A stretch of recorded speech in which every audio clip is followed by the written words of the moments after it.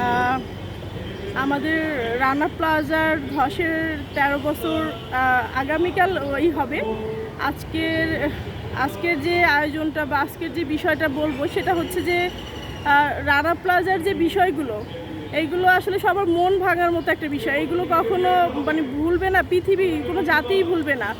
আর সবচেয়ে বড় কথা হচ্ছে যে আমি বলবো আমাদের যে সরকার আছে তার কাছে বিশেষ অনুরোধ থাকবে, যারা মানে যে সুযোগ সুবিধাগুলো পাওয়ার কথা ছিল প্রতিবন্ধী বা যারা এখনও লিস্টের বাইরে চলে গেছে, যাদের নাম এখনও নেওয়া হয় নাই বা যাদের গাফলতির কারণে আগেকার ফ্যাসিস্ট সরকারের কারণে যেসব লিস্টগুলো হয় নাই বা যেই ধরনের কারচুপিগুলো হয়েছে, আমাদের চাওয়া হচ্ছে যে আগামী এখন যেহেতু সরকার চলে আসছে, এখন নতুন করে এটা লিস্ট করা হোক, নতুন করে তদন্ত করা হোক।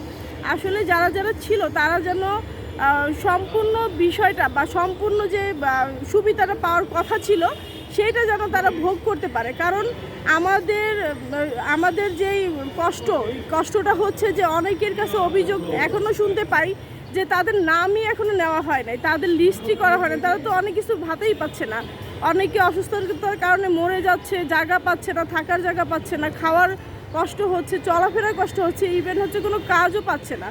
তো আমার কথা হচ্ছে সরকারের কাছে একটাই আবেদন যে আপনারা নতুন করে আবার লিস্টটা করেন। এই সরকার নতুন করে তদন্ত করুক, তদন্ত করে তাদের যে সুবিধাগুলো পাওয়ার কথা ছিল সেগুলো যেন পরিপূর্ণভাবে দেওয়া হয়। কারণ এটা তাদের অধিকার, এটা তাদের পাওনা, এটা তারা পাবে। এটা ছাড়া সরকারের এটা একবার বিশেষ নজর দেওয়া উচিত। কতজন এরকম শ্রমিক আছে যাদের নাম লিস্ট করা হয় নাই বা যারা পঙ্গুত্ব আছে, তাদের কোনো সুযোগ সুবিধা দেওয়া হয় না, এরকম কতজন হতে পারে অনুমানিক?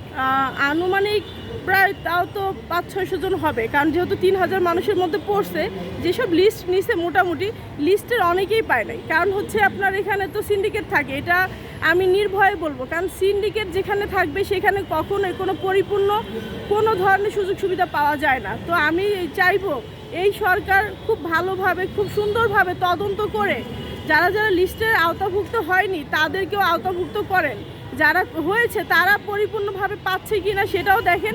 আর চাইবো যারা আছে তাদের সাথে আরও যারা পায়নি তাদেরকে নতুন করে একটা লিস্ট করেন, করে তাদের পাওনাটা, তাদের যেই অধিকারটা, তাদের যেই মানে এটা বলবো এটা প্রত্যেকটা ভাই বোনদের হচ্ছে গিয়ে পাওনা, এটা আমরা আসলে মেনে নিতে পারতেছি না।